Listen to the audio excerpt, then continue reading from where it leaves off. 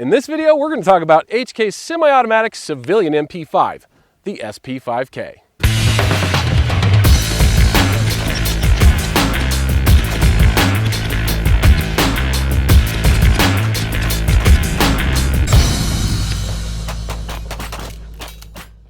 Hey everybody, Sean Burrows here from the HK Shooting Team.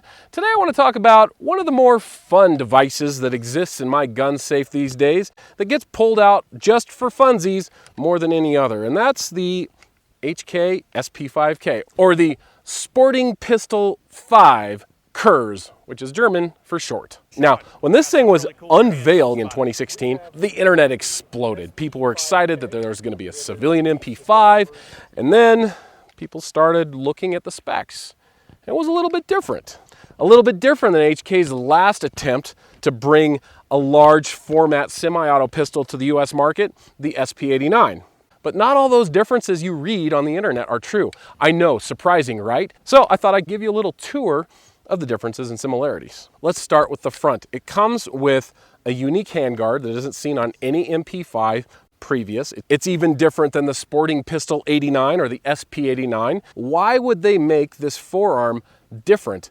They have to prove to the German government that this is not a military weapon, that it is going to be used for sporting purposes.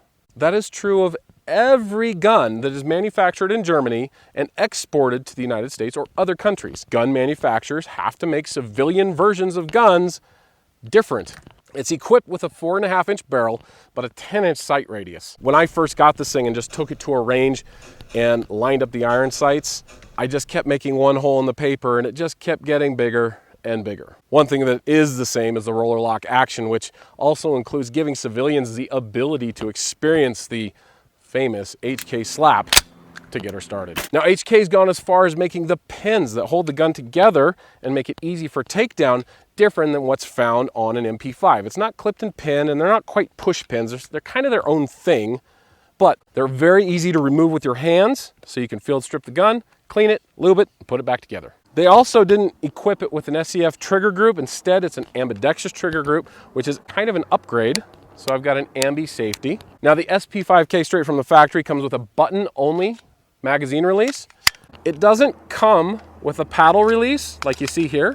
I added this aftermarket. This particular one did not require any alterations to the gun or a gunsmith. It was a drop-in paddle release. I'll talk about that in another video. As far as magazines themselves, it runs MP5 magazines.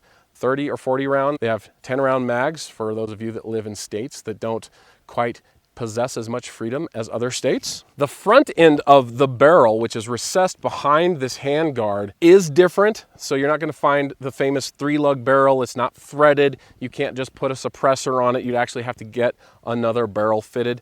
But the way the barrel fits into the gun is the same. Now, the carrier is actually not round. It's cut flat on the top, and there's a nub underneath the rear sight that keeps, shall we say, adventurous tinkerers from trying to put in a full auto trigger sear.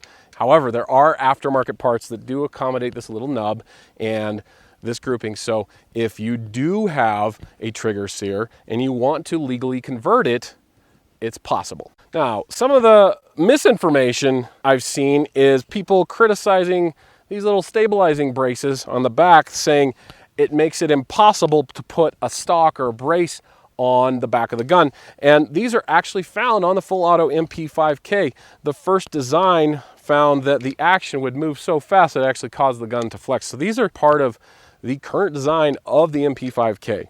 And the stock plate on the back is the same as what's found on the MP5K. So any stock that'll fit an MP5K will fit on the SP5K. If you want to fill out a Form 1 and convert it to a short barrel rifle, you can.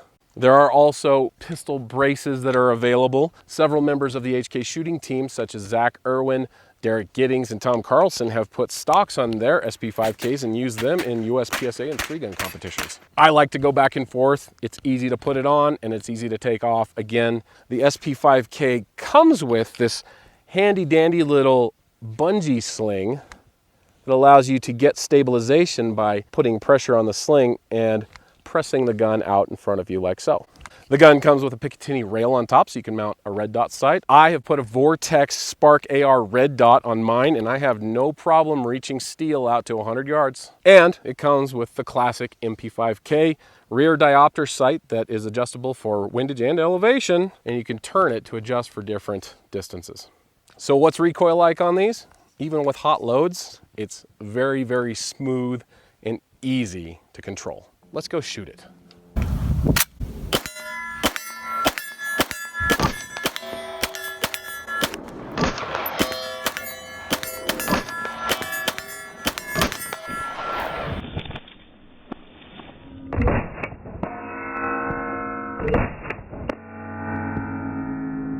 There's a reason why this gun is so iconic. It is the SOCOM workhorse for anything under 125 yards. But at the end of the day, this is a lot of fun to compete with. It's an interesting home defense option. And if anything else, it's a lot of fun to take outside and send some hot lead downrange. I encourage you to make a friend with somebody who owns HKs. Go to a range and rent one. Check one out at your local dealer. And you gotta experience the SP5K. I'm Sean Burrows, and I'll see you next time. And hey, don't forget to subscribe. If you like what you're seeing, I'm making a lot more videos. HK sends me a lot of toys. We'll talk about aftermarket parts and accessories. If there's something you want to see, ask in the comments below. We'll talk about it. Okay, subscribe.